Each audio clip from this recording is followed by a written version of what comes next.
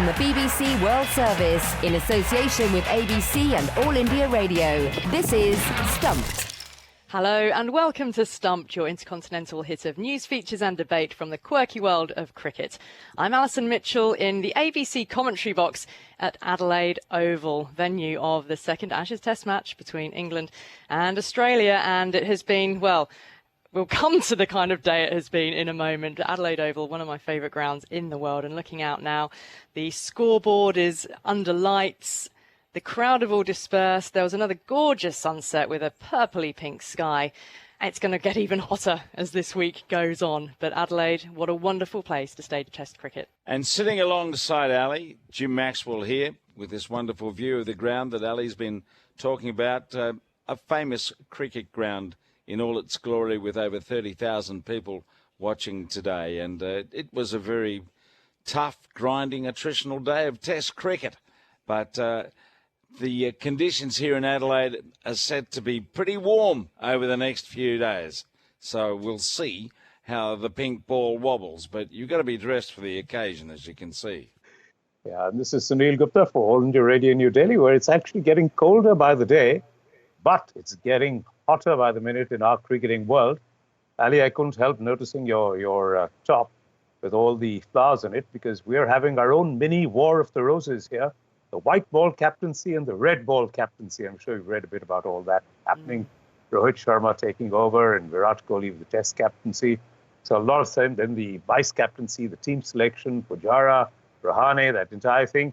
The team's finally taken off for South Africa. And, the IPL, can you leave that behind? So you've got all these shenanigans about the IPL, who's in the team, who's been out, who's poaching who, where's David Warner finally going to end up? Lots of stuff going on, exciting times. I tell you where he ended up today, back in the pavilion, but only after making 95, out in the 90s for the second time in as many test matches. But, yep, I've got the flowers on. Jim's got the pink shirt on to match the pink ball test we've got here. And you mentioned captain, Sunil.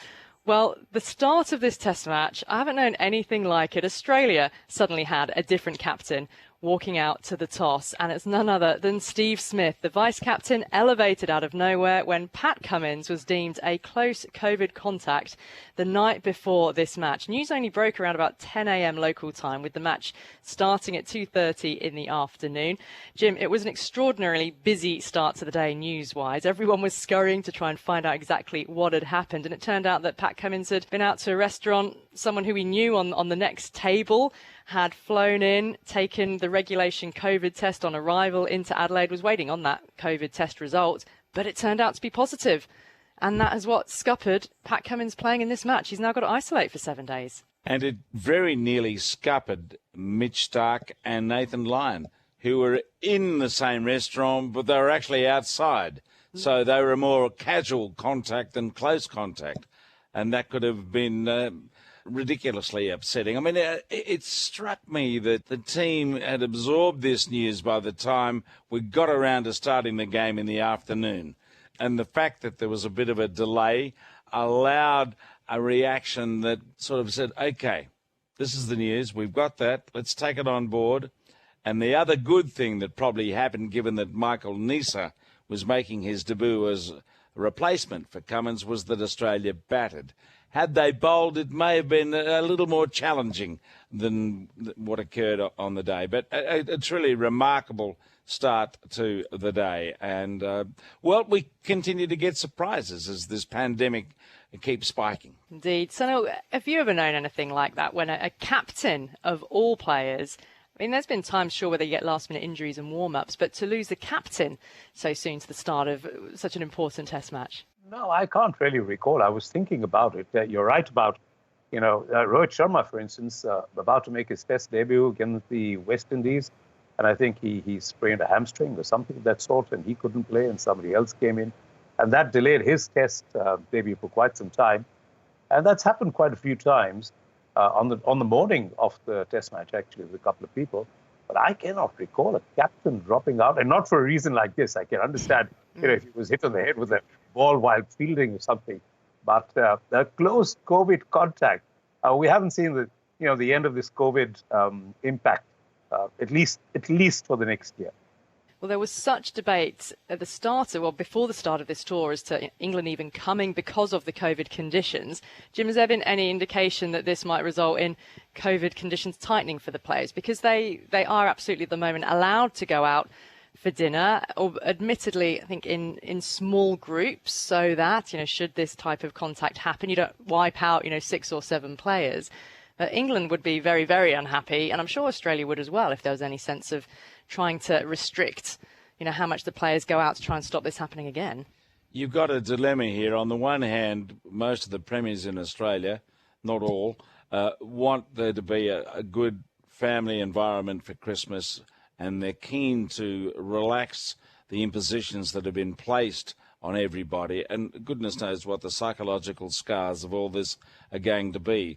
But then, because this virus is starting to spread, there's a acute awareness amongst the politicians and the medicos that they may have to be stricter. So it's a bit of watch this space, particularly as it's mainly about, from here, Victoria and then New South Wales. And New South Wales tends to be taking a more relaxed attitude towards this pandemic at the moment, but they've got all these cases on the rise. And so too is Victoria. So it's a world that you cannot predict, as we know from being here in Adelaide 12 months ago. Indeed. Sunil, it meant that Steve Smith walked out, I think, in Pat Cummins' jacket, actually. I saw a photograph, and it was actually the same 47 number that Pat Cummins wears out when he does the toss. So guessing, yes, Steve Smith was not expecting to have to put on a green and gold blazer and do the toss. But, yeah, we didn't expect to see him in this position. Sure, vice-captain, but... yeah, he's in that leadership role. Do you think it's actually almost the best way that this could have happened to him, that it was so last minute, no time for opinion pieces about, the rights or wrongs of him being captain again and that sort of thing? Absolutely. I mean, first of all, you just think about irony, and you think about, all these things that pop up and where he was, 2 or 3 years ago, and suddenly vice-captain, now walking out as captain. Even truth is stranger than fiction. I think that's really what happened over there. But I just hope that Pat Cummins wasn't wearing that jacket in the restaurant, because if he was, I don't think Steve Smith would have walked out either to do that toss. But really, if you talk about, as I said, irony and poetic justice to a certain extent, I guess. Well, at the end of the day, what goes round comes round, and I guess he's paid his dues for what he did. And I think you're absolutely right, Ali. No time for discussions, no time for all the stuff that happens behind the scenes. You walk out, you take it. And I think it was a very good reception that he got when he came out to bat as well. Oh, it was, yeah. Yeah, did you notice that, Jim? It was quite a spine-tingling reception, actually, when he came out, I felt. I was on at the time of Warner's dismissal, and I was just watching and listening, and yes, it was very solid, very supportive. And I think from Smith's viewpoint, it would have been a wonderful relief to have that appreciation given the circumstances of all this. So it was a good moment for him and for Australia in the way the crowd responded. Well, Smith came into bat after a 172-run stand between David Warner and Marnus Labuschagne. There'll be lots of conjecture again about the makeup of England's bowling attack. They did take an early wicket in Marcus Harris, but they failed to penetrate. There were chances, though. Labuschagne offering 2 chances, both to Jos Buttler, one very, very late in the day. The first one was a leaping chance that Buttler wasn't able to hang on to. The one at the end of the day, much more straightforward. But in terms of the bowling lineup, Sunil, they've got Broad and Anderson back, but they opted in advance to leave out Mark Wood. Do you think that's the right move? No. Absolutely no. I think he was the best bowler on show in Brisbane. And I think that, when you go into a test match with only a part-time spinner, you're actually painting yourself into a corner. And that, I think, is exactly what England have done. You saw the amount of turn that Joe Root was getting. He got, I think it was Labuschagne himself on the glove, or was it Smith? And it went through backward short leg. So there is spin and bounce. Nathan Lyon would be licking his lips. So I think the team composition, I really do think that they missed the trick over there. I would have had Mark Wood just for the pace that he generates, because all the other bowlers are in the late 120s, early 130s, and that's just about it. So it's too much of a muchness.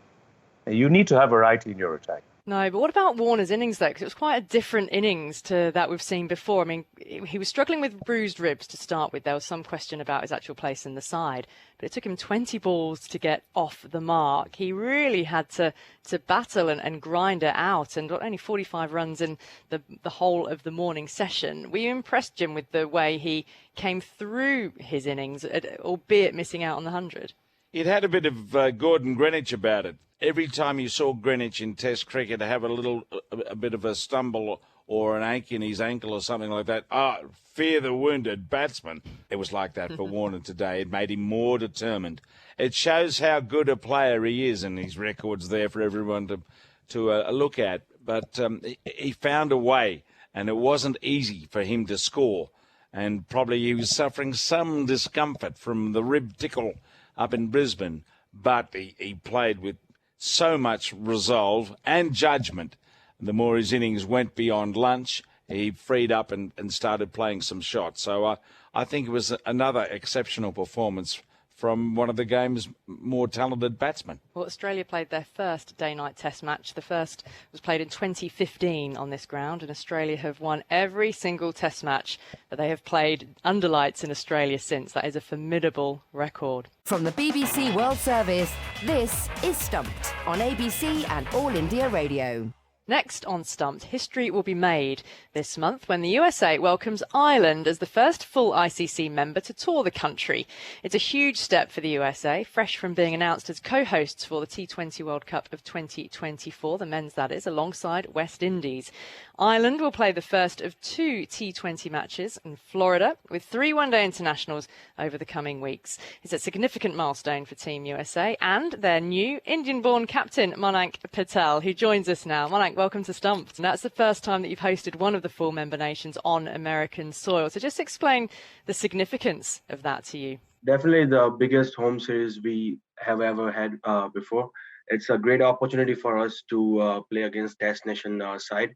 And yeah, it's a huge moment for us. Like the series will be broadcasted around the world, and really excited to play against Test Nation side. And the fans are looking forward for this upcoming series too. Monank, this is Sunil Gupta for All India Radio. I'm in New Delhi, so I'm sure you're familiar with the place. And congratulations on your elevation as captain of the US team. Now, you were born in India, and obviously you know, and I know, that wherever you get South Asians anywhere, there are 2 things that they'll comment about or talk about, participate in. One is Bollywood, and the other is cricket.